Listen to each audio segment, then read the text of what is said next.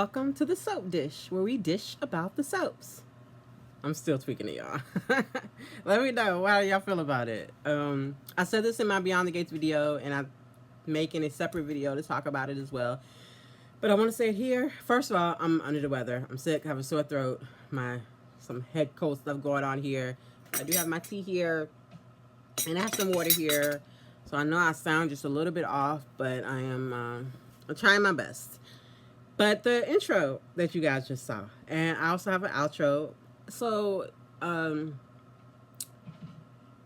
for a while, I've been wanting to say something besides "Welcome back to my channel" because that's what everybody says, and I'm not saying there's anything wrong with it, but when I say it, it just felt like, I don't know, it didn't feel like me.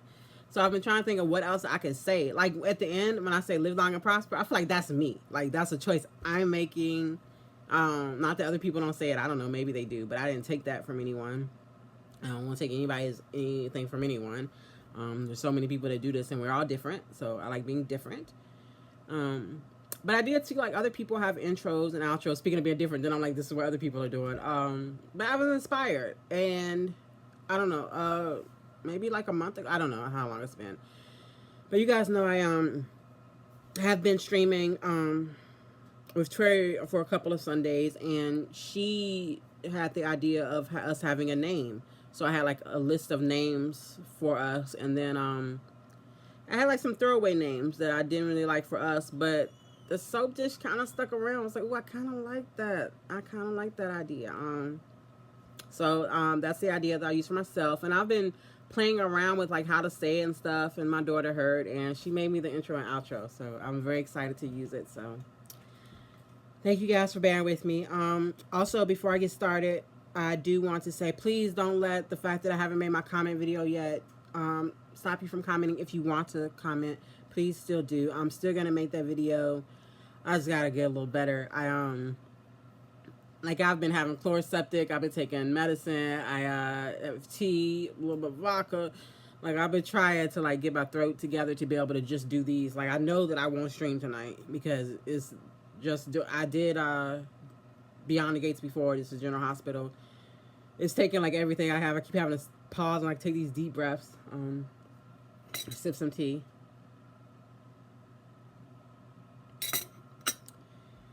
Whew, okay, all right.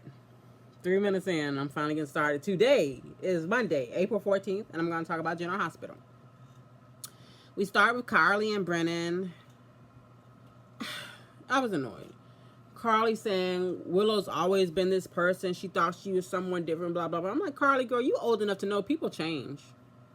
And yeah, I know there are different ways to look at it. You can look at it like, oh, this is who that person always was. But I think it's more that people change. Or people like, maybe people stop being able to hide who they are. Maybe you're right. I don't know. But like people start one way and end up a different way. Like if you've been in a relationship that didn't work out well, you know. Somebody can be like amazing and perfect and then be like the asshole of assholes within a given amount of time. So I feel like Carly should know better.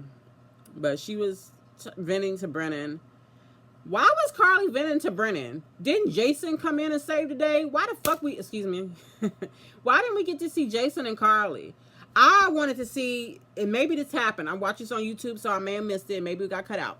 But I wanted to see Jason telling Carly to count to 10, to calm down. Right? Did y'all want that too? That's what happens. That's what Jason does when he stops Carly from doing something stupid. He tells her to count to 10, and she stops and takes a breath and counts to 10. And then she understands. But this time they had her debriefing with Brennan. And then we heard later in the conversation with Brennan, Carly was telling Brennan what Jason said. I was like, no, I wanted to see it. That was very annoying to me. That's pretty much what I said in my note. I said it was a missed opportunity. I love you did miss the opportunity to have Jason and Carly honor their history about having her count to 10. Oh. You know, Carly ain't really feeling Brennan. You know how I know?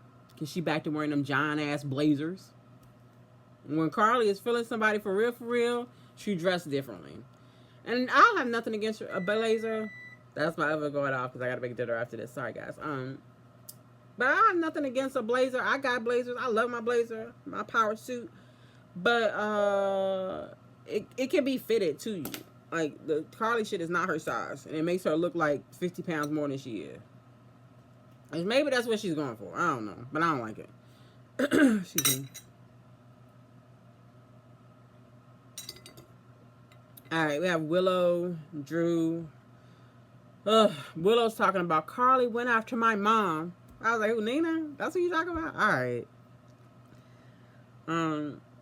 She's saying Carly must have never cared about her. I was like, girl, Carly is Michael's mom. Carly did care about Willow, but like, if she got to choose between Willow and her son, she gonna choose her son. That's not that hard to figure out. And then I started to have the train of thought where, like, Willow, if Wally was between something and you had to choose, you would choose him. Then I was just like, you know what? I don't even like thinking about Wally that much, so I stopped the train of thought like right there. Drew acting like Carly broke up with him for Jason. That's not what happened. As soon as Jason came back, Drew was like, oh, I'm done. I'm not saying it was the wrong decision because Jason was back, but Drew is acting like Carly broke his heart, and that's not what happened. And she was actually sad about the breakup. She didn't want it. Consciously. She didn't want it.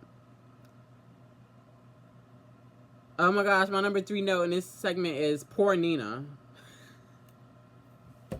I never would have thought we'd be here.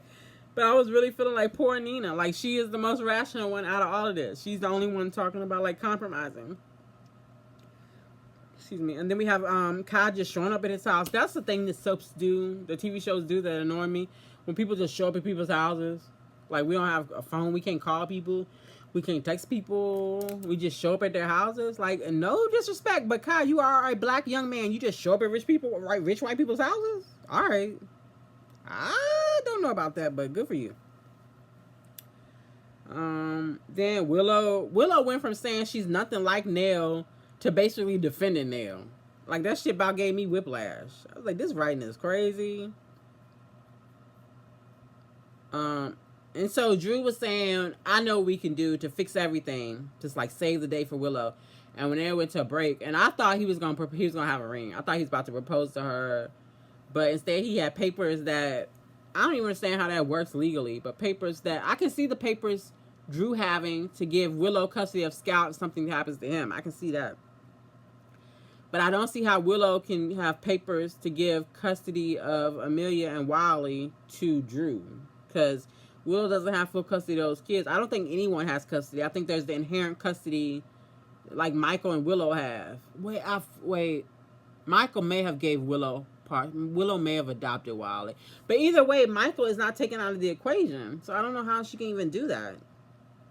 But I think that maybe that point is later we see Brennan telling Carly that what she did was right. A lot of mental gymnastics to make it so. But then he says that what she did will make Drew overreact, and so maybe this is that overreaction. Maybe instead of it doesn't make sense because it's just bad writing. We have Trina and Portia. I didn't understand why Portia was just now researching about Kai's shit. I feel like that's been like weeks ago, but from then later we see a scene with Ava where it's still the same day. I remember it's being like didn't Ava give Alexis this notice of like by 9 a.m. the next day? Ain't it been a day or two? But it's still the same day. So then I just had to remember that soap opera days are different. So maybe it hasn't been that long since Curtis asked Portia to look into the Kai thing.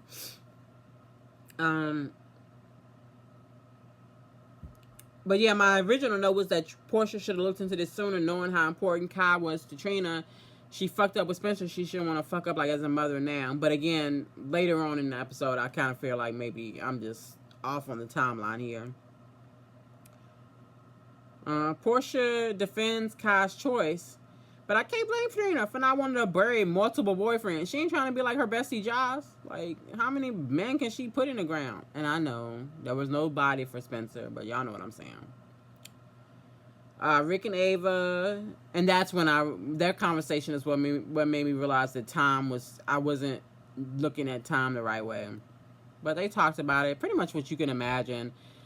Rick being like, "Oh, are you sure?" Ava being like, "Oh, are you sure?" They both like, "Let's get this money," basically. Um, we saw Alexis on the phone with Diane. Like, yeah, let's lock Christina up, put her in a crazy house. She crazy. Um, I did when they said Davis girls night. That hurt. I wrote my second note about this scene was that shit hurts without saying why are we doing that when like we have a noodle boodle because that's what Sam like. But the only like that was Sam and Jason's spot. They got married there, so that annoyed me. But then like a scene and a half later, they addressed all of that. So I was glad to see that. And my next note is glad they addressed it, especially the Jason part, because I had typed that shit up already. I was like, what the hell? What you mean? I'm so tired of that. But, oh yeah, my next note is I really wish we had a different actress playing Christina so I could connect with the character. I should connect with this character. Like, I should connect with this character. Knowing, like, my real life shit, I should feel her. But I don't. I don't think, because the actress don't feel Christina. I'm not saying she can't act, because I've seen clips, but she's not doing it for me as Christina. But yeah, she was talking to Molly about everything she did wrong, how she's feeling guilty now. Alexa's giving everybody the side eye, because she know what's about to go down. Christina, now she calling the baby instead of Adela. Okay. Oh shit, I'm almost done. We have Laura and Sonny. Laura told Sonny about putting I don't know how to pronounce that word. Promenade, the thing, I don't even remember what the word was. But the public thing, the land up for a vote with the city, with the voters, the way Curtis has suggested. We have Aiden show up. I was like, oh, so we can get a scene with Aiden for Sonny and Laura, but not with Lucky? Or his mama Lulu? Wait. That's Rocco. I'm sorry. Wait, what's that Rocco or that was Aiden? That was Rocco Warning. I put Aiden down, but I think that was Rocco. Y'all, that's embarrassing. I'm sorry.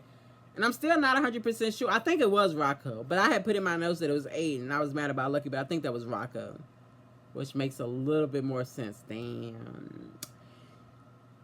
See, if I wasn't so used to being like authentic and stuff, I would edit that shit out or start over. But I'm not, because Nikisha's fuck up sometimes. And sometimes we speak to ourselves in the third person. Yeah, I apologize. So that was Rocco. I feel so embarrassed. I'm so sorry. Now I'm trying to imagine how I feel about the scene, like process it now knowing that was Rocco. Yeah, I'm less offended by it now. I'm way less offended by it now. All right, y'all forgive me, but that's the last thing I got. Might as well go out on a high note, right? Thank you for everyone for bearing with me. I know it's been a weird couple of weeks. It's probably gonna stay weird because it's what we do. But I appreciate you guys. Thank you for tuning in. I'm just really grateful, and I appreciate you guys sticking with me. Thank you. This Band-Aid is messing me up. All right, there we go. Live long and prosper.